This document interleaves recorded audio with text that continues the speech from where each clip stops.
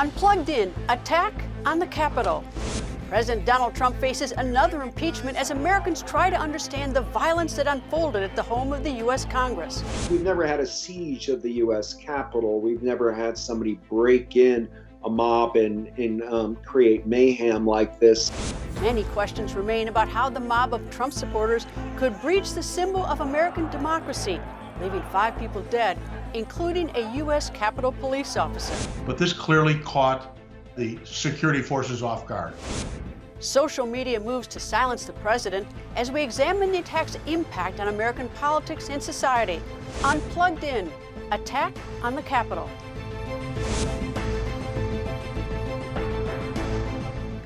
Hello and welcome to Plugged In. I'm Greta Van Susteren, reporting from Washington, D.C. For the second time, President Donald Trump faces impeachment. Democrats in the U.S. House of Representatives introduced articles of impeachment charging the president with incitement of deadly violence on the U.S. Capitol. In the wake of the January 6th attack, several cabinet secretaries and other Trump administration officials have resigned their posts. The president's social media accounts have been muted, including a permanent ban from Twitter.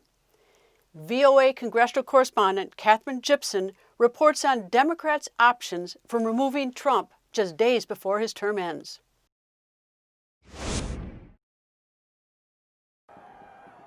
One week after pro-Trump protesters invaded the U.S. Capitol to overturn the counting of Electoral College votes, certifying President-elect Joe Biden's win, House Democrats have the votes to impeach President Donald Trump, charging he incited that riot. Trump on Tuesday disavowed the violence, speaking in public for the first time since the riot. Instead, he blamed opposition Democrats for moving to impeach him a second time. It's really a terrible thing that they're doing. For Nancy Pelosi and Chuck Schumer to continue on this path, I think it's causing tremendous danger to our country, and it's causing tremendous anger. I want no violence. Vice President Mike Pence met with Trump Tuesday for the first time since the January 6th riot. And it appears he will not answer Democrats' calls to invoke the 25th Amendment, declaring Trump incapacitated and temporarily removing him from office.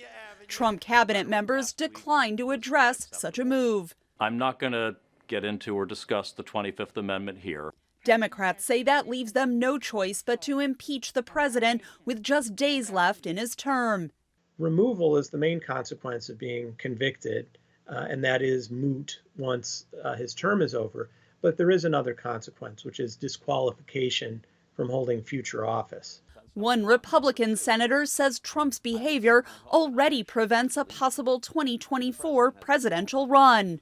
I don't think he's a viable candidate for office ever again because of the outrageous behavior in the post-election period. Most Republicans are standing by Trump, but new Republican House Representative Madison Cawthorn, who is at the president's rally just before the riot, says he went too far. He never should have directed that crowd towards the Capitol building because they, there was a bad outcome was destined at that point. A Senate impeachment trial of Trump would run well past his time in office.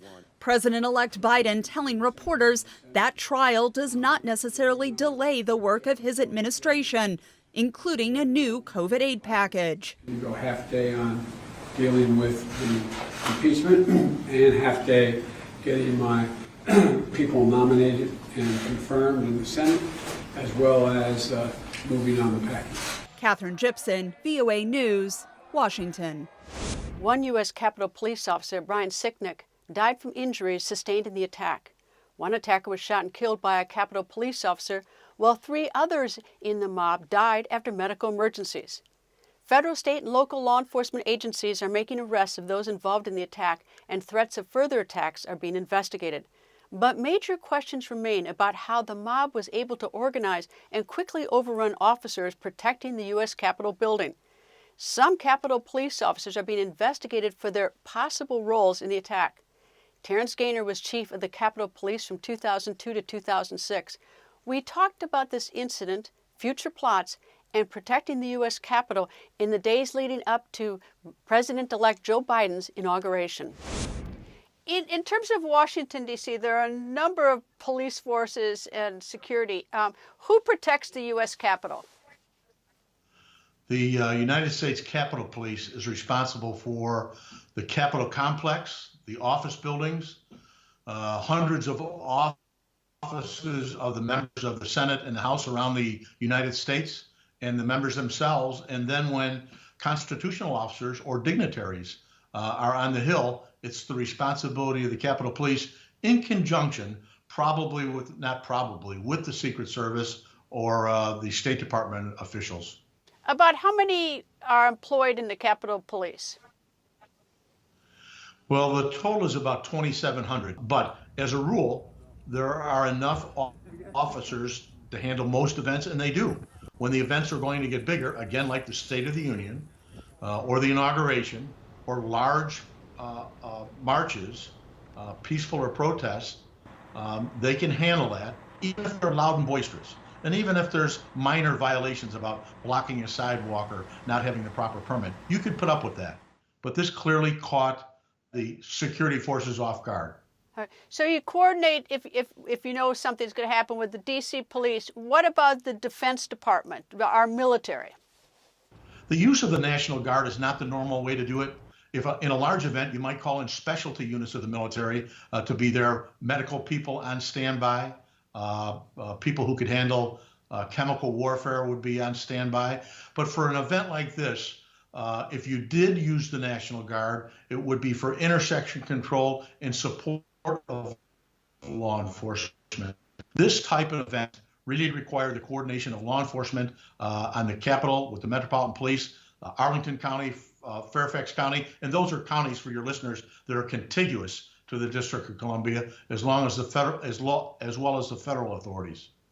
All right, about 18 or 16 blocks from the Capitol is the White House, where the president lives and works. It is fortified. There's a big fence around it. You've got a lot of security there. I go in and out of the U.S. Capitol as a journalist, and it does not have that level of fortification. It seems more open. Would you agree with that suggestion?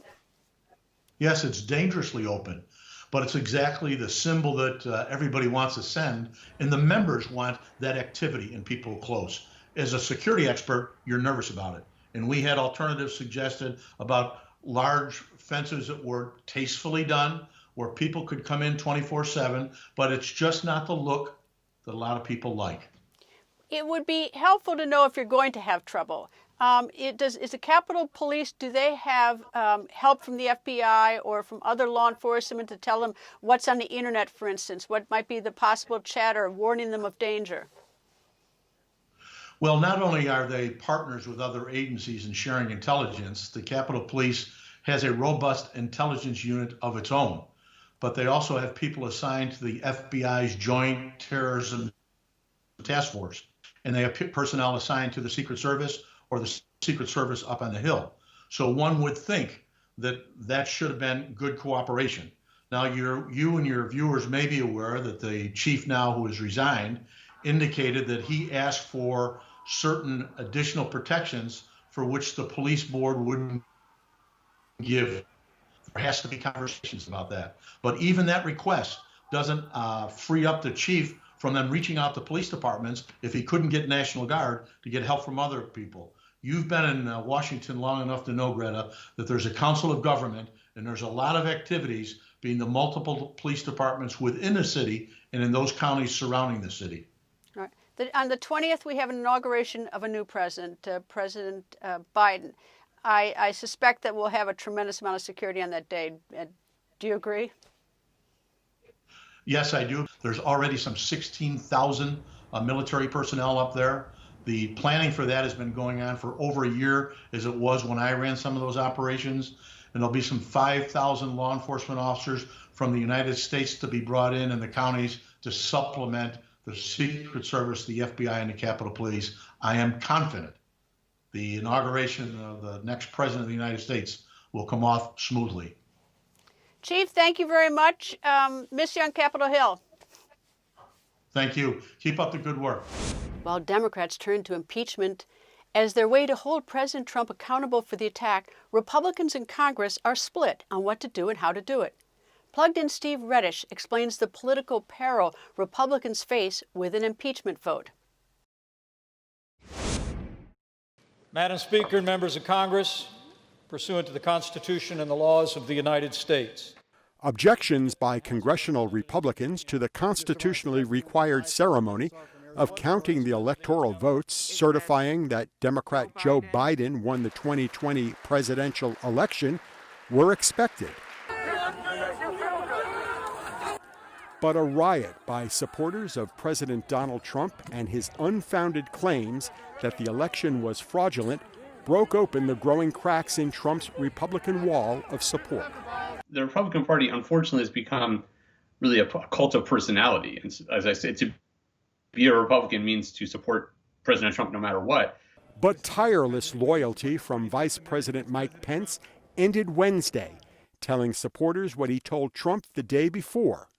He has no power to subvert the election results. Trump kept up the pressure on Pence during a rally near the White House hours before the count began. All Vice President Pence has to do is send it back to the states to recertify, and we become president, and you are the happiest people. Before the mob breached the Capitol, Senate Majority Leader Mitch McConnell warned his colleagues of the political peril they faced by objecting. The Constitution gives us here in Congress a limited role. The voters, the courts, and the states have all spoken. They've all spoken. If we overrule them, it would damage our republic forever. Senator Josh Hawley of Missouri was the first to sponsor an objection to the electoral vote count.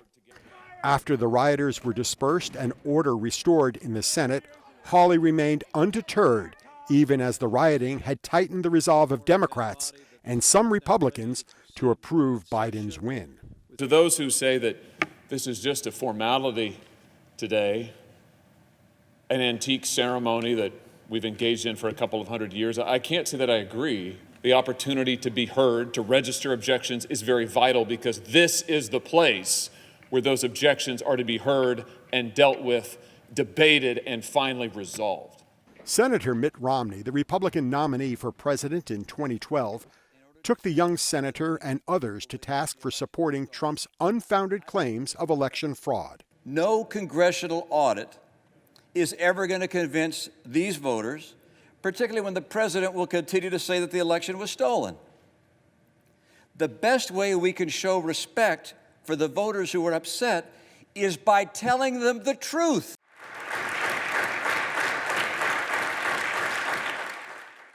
That's the burden. That's the duty of leadership.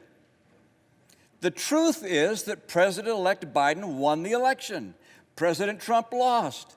I've had that experience myself. It's no fun.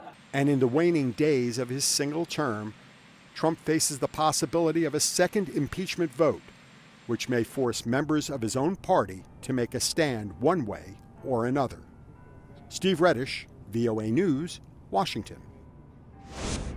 Many involved in the attack made their intentions known through social media, and social media is playing a role in naming and shaming participants who were shown in photos and videos, some of which were self-streamed.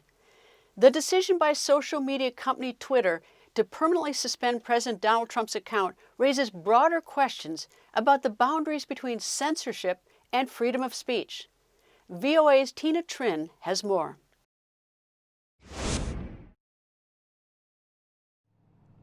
Last week's violence at the U.S. Capitol came after weeks of social media activity by President Donald Trump and others. Facebook was one meeting place. When you've got 3 billion people on a platform that is optimized for maximum engagement with no check from government, that's how we got where we are. Social media giants such as Facebook, Twitter, and Snap responded by suspending or outright banning President Trump and some supporters' accounts. There's an effort to remove content such as the phrase "Stop the Steal," a rallying cry for those who say Trump really won the presidential election. Amazon Web Services, the web hosting provider for Parler, a conservative alternative to Twitter, took it offline, while Google and Apple banned the app from its app stores. Those who lost their digital perch are crying foul. Others say the shutdowns came too late and don't go far enough. There are renewed calls for laws on online speech and a push to reduce the power that tech companies have. Experts say more attention is needed as to what happens after so-called deplatforming. That's the phase we're in right now, and it could be incredibly dangerous if we don't take that moment seriously. Megan Squire is a professor at Elon University who studies the online activity of extremist groups. It's not enough to just wash your hands of a person and say, well, they're not on my platform anymore. It really is what happens next. And what happens next is pretty predictable, says Squire. Movement to alternative or alt-tech sites like Telegram surged in the wake of mainstream sites' actions. A couple of the channels that I was watching were growing at 100 and 200%.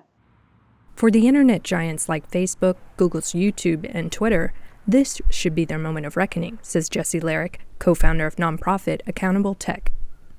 Their tools have been recruiters in many ways for these extremist movements. And so it's not enough to take action on individual pieces of content or individual users even. Like, they have to grapple with the extent to which they've been a primary driving force of all of this.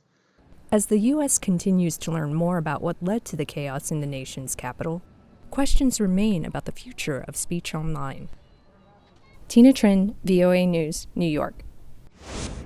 Law enforcement officials around the country are on alert for any attempts to disrupt the peaceful transition of power that has marked every U.S. election. For some perspective, I talked to historian Douglas Brinkley. We discussed the attack on Capitol Hill and how the country moves forward. American history's been long. We've had dark moments, difficult moments before. This is nothing today like the Civil War, where our whole country, we lost 800,000 people on the land of the United States. But it is an awful lot like the most tumultuous period of the 1960s, perhaps 1968, when Martin Luther King was killed and Bobby Kennedy killed, and the utter chaos at the Chicago Democratic Convention, and folding into the following year with Kent State massacre and Jackson State. That would be the Nixon period. It would be, to me, what this is most like. What is different is we've never had a siege of the U.S. Capitol. We've never had somebody break in a mob and create mayhem like this. So that stands alone. And the fact that President Trump might be impeached twice, not once, like Bill Clinton and Andrew Johnson, will stand out in history. Was the U.S. government ever at risk of collapsing with these events? No, we were never going to collapse. The United States is built very strong. I mean, we might be, if you just think in terms of power and money and, what it represents, the United States isn't a fig leaf that just falls off and allows disarray to happen. So we were okay. And we're going to continue to be okay in the United States. You talk about sort of the disruption in the Republican Party. Did they do things consistent with the Constitution and with statutes? I think things were consistent with the Constitution up to around the time Mitch McConnell called Joe Biden and said, "You're the next president, congratulations." And Mitch McConnell did that after Trump did so many legal cases that he came up empty-handed on. And I think that's the pivot point. I mean, Trump had the right to contest the election for a while, but once he failed in all the courts, he continued in the public theater, particularly with platforms on social media and the like, about it being stolen, when our courts, our judicial system said no. The Supreme Court wouldn't even hear it because it seemed far-fetched to them. That was the pivot point. If Trump at that point would have maybe continued to gripe, but didn't try to raise troops to protest Biden being president, he would have been a lot better off. His presidency deteriorated in early 2021, and by January 6th, it's going to be the dark stain on Trump's legacy. Can a president pardon himself? Never been tried before. It would be novel. most constitutional lawyers feel that he will fail, and so it's a waste of time. But until it goes to the courts, we don't know. That was why the 25th Amendment was sort of an interesting moment where Mike Pence could have invoked the 25th with cabinet officers saying Trump should not be president anymore, and then pardoned Trump. And then he would have had a foolproof pardon for himself, Donald Trump. By self-pardoning, he's going to lead it up. It's going to become a very fierce legal fight. All right. In terms of a president leaving the White House, obviously, if you die, that's one way to leave it. But a president can resign. You talk about the 25th Amendment, which would, and I want you to explain that to our viewers, 25th Amendment, and then there's a procedure called impeachment. But explain the 25th Amendment. 25th Amendment came out of 1967, but it was when it was passed. But Bobby Kennedy was one of the big progenitors of it, and it was a fear of disarray. If what happened in Dallas, what would have happened if John F. Kennedy stayed alive but was not able to function as president? What's the whole chain of command? It got revisited, and this formula came up. If the vice president and 6 cabinet members were able to say they're not fit for command, then they can evoke the 25th. It hasn't really worked, meaning we haven't been able to put the 25th into serious action. People have used it, though. I mean, it's been used when you get a colonoscopy for a day. It's used when Ronald Reagan had a type of colon cancer operation, and then it reverts back. So we've used the 25th before, but in this case, the 25th was about sending Donald Trump off to Mar-a-Lago and having Mike Pence be president for a few days. The 25th, in essence, was used for Nixon and Gerald Ford. A deal was made at that point. So, I mean, it's viable, but Pence and Trump have been too close. One never imagined that Pence would want to go to so far and try to oust Trump after they've worked together quite well for 8 years. Unless, of course, there were a deal made between the two of them where President Trump resigned and turned the responsibilities over to Vice President Pence for a couple days, who could then, of course, I assume, pardon him. I thought that was what was going to happen. I thought after Georgia, Donald Trump was going to give a speech and then go back to golfing, say, I'm leaving to Mar-a-Lago, I'm leaving with Mike Pence, and have Pence give him a pardon and his family a pardon, and say, I'm coming back. I'm the comeback kid, 2024, look for me, Donald Trump. Because then as ex-president, he wouldn't have all of these legal issues swirling around him. Yes, he'd have the New York Southern District problems. Yes, he would have perhaps a legal case going on in Georgia over intimidation of the Secretary of State there. There are other lawsuits, but now if he doesn't pardon himself, he may have the power of the U.S. federal government really going after him, and you're going to have banks calling in their loans on Donald Trump, and as I said, social media platforms taken away from him. He's going to be on an island of his own there at Mar-a-Lago in a few days. You've said that President Trump, if he's impeached by Congress, will be the first president to be impeached twice. Is that right? That's right. I think the misunderstanding, Greta, about impeachment is that people assume if you're impeached, you leave office. And that's not the case, because first you have to go through Congress. So Congress impeached Bill Clinton for Monica Lewinsky-related factors of dishonesty. You had Andrew Johnson impeached by Congress, but they survived in the Senate. Getting 2/3 of the U.S. Senate to oust the person is a very high bar. So what Nancy Pelosi and the Democrats are doing is saying it's such a moral outrage what happened at the siege of the Capitol, the insurrection of Trump, that we're going to do an immediate vote. And because it's a majority Democratic House, they will vote for impeachment. And that moment, anybody in the world can say Donald Trump's been impeached twice. Then it goes to a trial in the Senate, and that 2/3 is a high bar. However, Mitch McConnell, as of time of our talking here, is saying he thinks that what Trump did is impeachable. And so there's suddenly this specter that there could be a Senate trial before January 20th. We'll have to see. Even if he's impeached, can he run again in 2024? If he's impeached by Congress, yes. If there's a Senate trial in which they find a way to punish him in a way that he can't run again by stripping him of the ability to do that, then he wouldn't be able to. Can Biden really move us forward out of this nightmare? I have a feeling once Biden and Harris are inaugurated on January 20th, you'll see a kind of unity for a little while, maybe 100 days, on a COVID-19 stimulus package and probably a repackaging of the vaccines for the United States to continue with Operation Warp Speed, maybe with a different name by Joe Biden. But COVID is going to be first and foremost. There needs to be unifying the country right now. Donald Trump, as ex-president, is going to face his own lawsuits. We'll have to see if he self-pardons himself or not. Things will unspool here in the next few days. But it was not a glorious end to Trump's one-term presidency. Doug, thank you as always. Greta, thank you for what you do.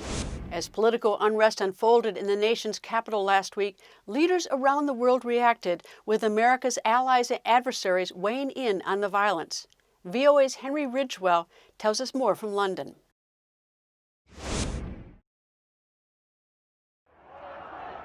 European allies watched with dismay as the violence unfolded at the US Capitol Wednesday. What happened today in Washington, D.C. is not America. Definitely. This democracy is stronger than the attackers and the rioters. On Twitter, Britain's Prime Minister Boris Johnson called the violence disgraceful. His Interior Minister Priti Patel blamed President Donald Trump. His comments directly led to the violence, and so far he's failed to condemn that violence, and that is completely wrong. NATO's Secretary General Jens Stoltenberg tweeted, "Shocking scenes in Washington, D.C. The outcome of this democratic election must be respected." A spokesman for the United Nations Secretary General said it is important that political leaders impress on their followers the need to refrain from violence. Israel's leader expressed support for his country's chief ally. American democracy has always inspired me. Lawlessness and violence are the opposite of the values we know Americans and Israelis cherish. Indian Prime Minister Narendra Modi wrote on Twitter, "The democratic process cannot be allowed to be subverted through unlawful protests." Meanwhile, US rivals taunted Washington. In a televised speech, Iranian President Hassan Rouhani said it showed how fragile and vulnerable Western democracy is. In a statement, Venezuela said the United States is suffering the same thing that it has generated in other countries with its policies of aggression. China attempted to twist the narrative. The mainstream media in the United States have unanimously condemned this as a violent incident, using words like thugs, extremists, villains, and disgrace. However, what words did they use to describe the violent protesters in Hong Kong? They said it was a beautiful sight and profiled violent protesters as democratic heroes and said that the American people stand with them. Moscow's deputy UN ambassador Dmitry Polyansky compared the violence to the 2014 revolution in Ukraine, writing on Twitter, quite Maidan-style pictures are coming from DC. US allies share the pain of many Americans watching the violence at the heart of its democracy. Many foes are using the events as an opportunity to settle scores. Henry Ridgwell for VOA News, London. That's all the time we have for now. Thank you to my guests, biographer and presidential historian Douglas Brinkley and former Capitol Hill Police Chief Terrance Gainer. Stay up to date on the latest news at our website, voanews.com, and don't forget to follow me on Twitter @Greta. Thank you for being plugged in.